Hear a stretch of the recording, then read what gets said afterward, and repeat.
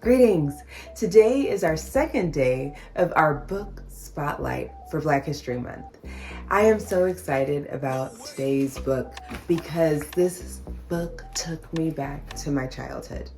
I grew up in the 80s and 90s, and somewhere in elementary and middle school, me and my friends and my family used to have epic water gun fights. I mean, honestly, I hope my parents aren't watching this video. We used to shoot the water guns in the house as well.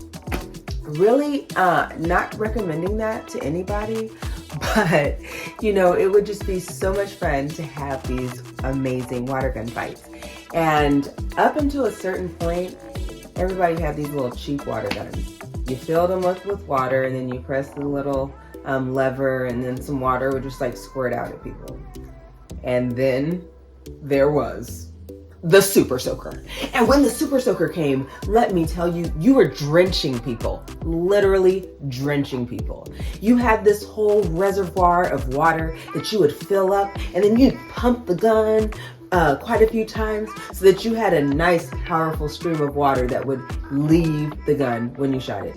Oh, it was so much fun. And then later, they had some water guns that had a double reservoir, right? And so you knew you were big time when you had one of those. Well, what I never knew the whole time growing up was that the inventor of this amazing water gun was a man named Lonnie Johnson. And what I didn't know about Lonnie Johnson is he was a Black man. You always think about Black history, and you don't always think about a really cool toy manufacturer or a toy designer. Well, Lonnie Johnson made the Super Soaker, and he invented other things. He actually worked with NASA as well. He wasn't just a regular guy, you guys. This was a super intelligent engineer that made this toy. And today's book feature is Whoosh!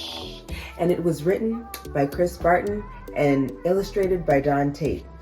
It's Lonnie Johnson's super soaking stream of inventions. And I'll tell you, I wanted to read this book, A, because who doesn't want to read a book with a cover like this? And B, I wanted to read this book because after I read it, I was so inspired by Lonnie's resilience. Sometimes there are some people who start out on a path and it just seems like everything is laid out for them and everything works well and everything goes according to their plans. Well, in my own life, I didn't see that. And in Lonnie's life, he didn't see that. I told you guys, he was this amazing engineer and he worked with NASA, the space company. But once upon a time, when he was in school, he wanted to be an engineer. He took a test, and that test said, you would not make a good engineer. But you all, Lonnie was resilient.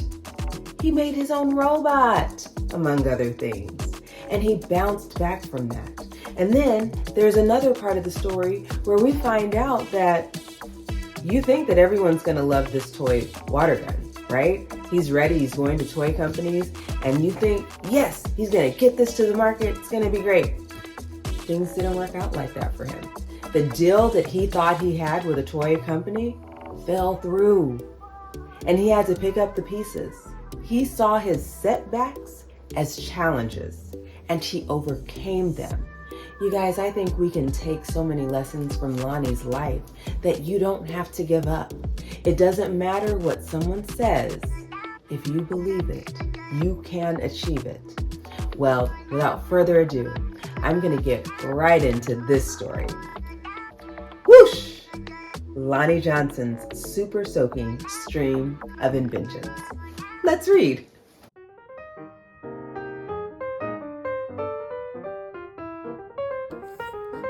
Every day brought a challenge for young Lonnie Johnson. The challenge of finding space for his stuff. 6 Johnson kids were squeezed into their parents' small house in Mobile, Alabama. Lonnie would have loved a workshop of his own, but there just wasn't room. There was nowhere to keep his rocket kits. bamboo shooters, rubber band guns, erector set, go-kart engine, bolts and screws and other spare parts his dad let him bring in from the shed, and various other things he'd hauled back from the junkyard. Lonnie loved building and creating. Ideas for inventions just kept on flowing. He learned how to make rockets from scratch. Kids at school gathered to watch Lonnie launch them. And he learned how to make rocket fuel. When it caught fire in the kitchen, Lonnie's mom didn't make him stop. She just sent him to work outside. Lonnie wanted to spend his life designing things, building things, and getting them to work. He wanted to be an engineer. However, Lonnie took an exam that said he would not make a very good one. His dream had been challenged. Lonnie was discouraged, but he knew that whoever graded his test hadn't met Linux. Inspired by a TV show, Lonnie had built his own robot. He made it out of scrap metal and named it Linux. Compressed air cylinders and valves allowed Linux's body to turn and its arms to move. The switches came from an old broken jukebox. Lonnie used a tape recorder to program Linux. And as a bonus, the reels looked like eyes. Lonnie wanted to enter his creation in a science fair, but he couldn't get the transmitter to work. Without it, Lonnie couldn't send commands to Linux. Science fairs came and went. Lonnie missed one and then another until he got an idea. Now, Lonnie may or may not have asked before he borrowed his little sister's walkie-talkie. But it fixed the transmission issue. His school's team took freshly finished Linux to a 1968 science fair at the University of Alabama, where only 5 years earlier, African American students hadn't even been allowed. Having to compete in a place that still wasn't very welcoming? Now, that was a challenge with a capital C. Against other schools from all over the state, Lonnie's team won first place. Soon, Lonnie left home to go to college at Tuskegee Institute, where he stood out as a self-confident, insightful, creative thinker. He stood out as a student who asked the right questions, precisely defined problems, and formulated solutions. And he stood out as the guy who built his own booming sound system out of cast-off electronics. It even had lights that flashed in sync with the beat. Lonnie sometimes studied right in the middle of his own parties. The extra studying paid off. He became an engineer after graduation, and that took him beyond Alabama, way beyond.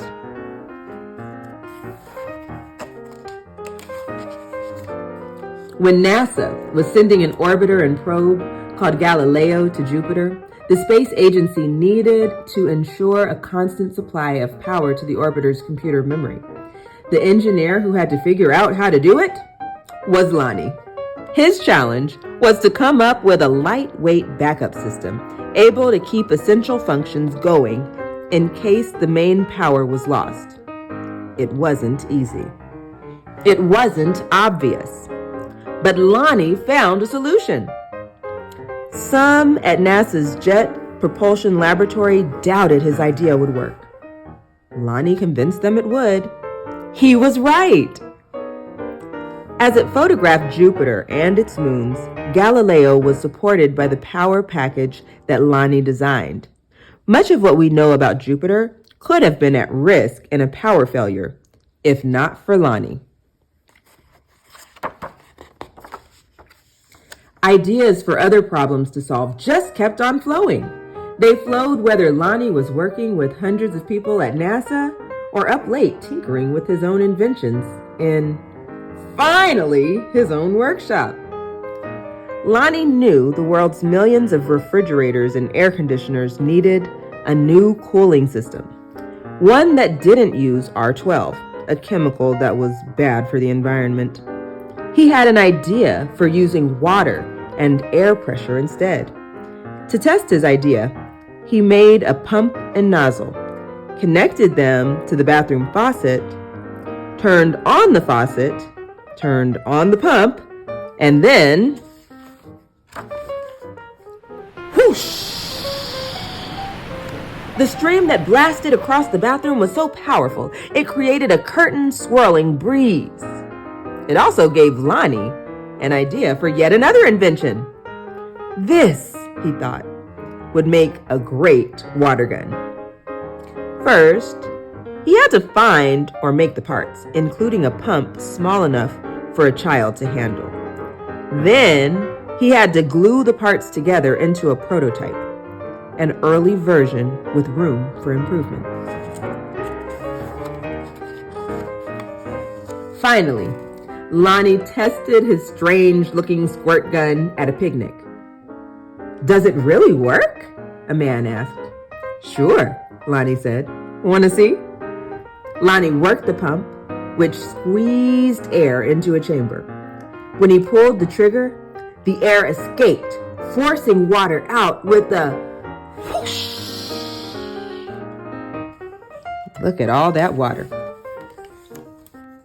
For a water battle to be a fair fight, there couldn't be just one of Lonnie's water guns. He needed help making more.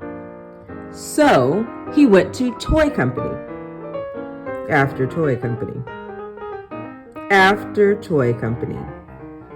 No, no, no, no, no, no. Yes! The word no flowed over and over, but finally one company said yes! It planned to make his water gun. Lonnie also had other projects: a water-propelled toy airplane, 2 kinds of engines, and his cooling system. He found investors to provide the money for turning his ideas into products people could buy. He made a leap of faith, quit his day job, and devoted himself to full-time inventing. Wow, he had to be super brave for that. But soon, each plan fell apart. Even the one for the water gun. These things sometimes happen. But when they happen one after another to the same person, well, that's some pretty bad luck. Lonnie didn't have a job. He didn't have the money he'd been counting on. He and his family had to move out of their home and into a little apartment. He was angry and scared. But Lonnie had dealt with challenges all his life. He knew a lot about solving problems. And he still believed in his inventions, especially the water gun. Lonnie went looking for another toy company. In 1989, he found a toy maker who was interested in seeing the water gun if Lonnie ever happened to be in Philadelphia.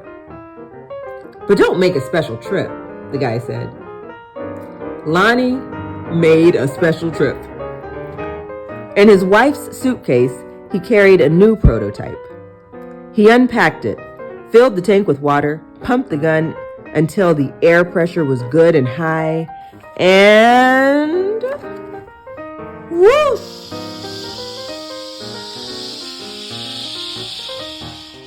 Wow!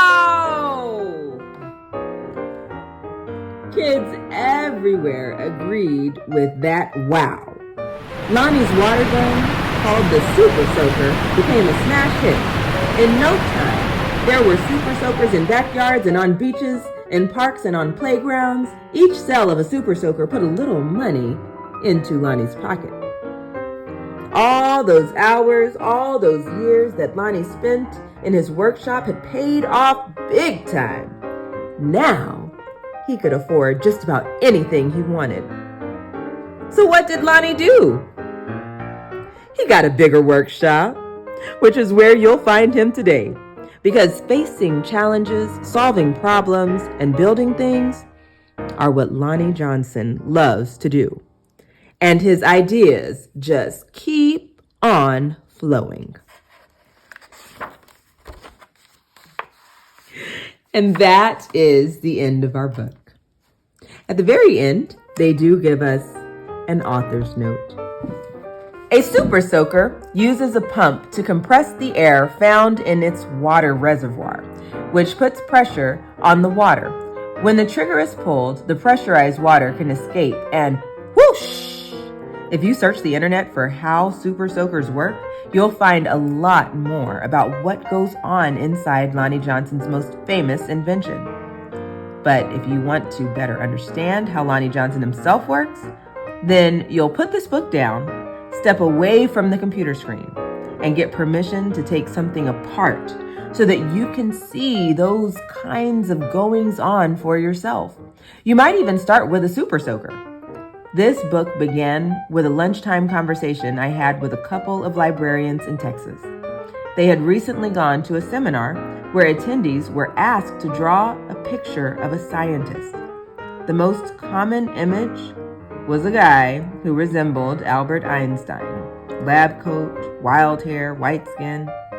The point of the exercise was to draw attention to the fact that scientists are more diverse than that. The lesson those librarians learned rubbed off on me. And by dinner time, I had found the story of the African-American rocket scientist who invented the super soaker. What was most appealing to me about Lonnie Johnson's story was the fact that it was still unfolding. He didn't just take his super soaker money and retire young. Instead, he directed it towards hands-on efforts to solve one of the most important engineering puzzles of our day. His mission?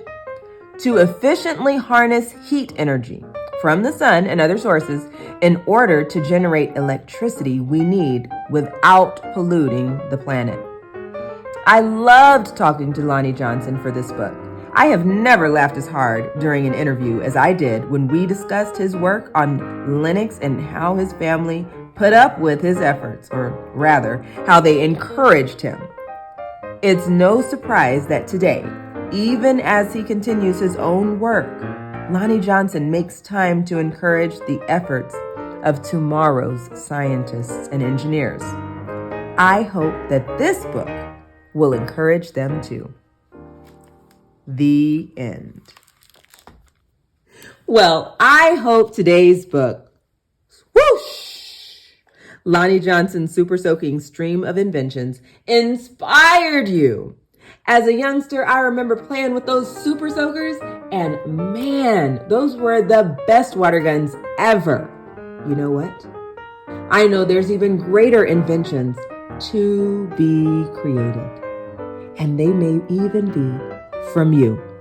So keep on dreaming, keep on exploring, and as they said in the author's note, if you have permission, take things apart and see how they work. Until we read again, take care.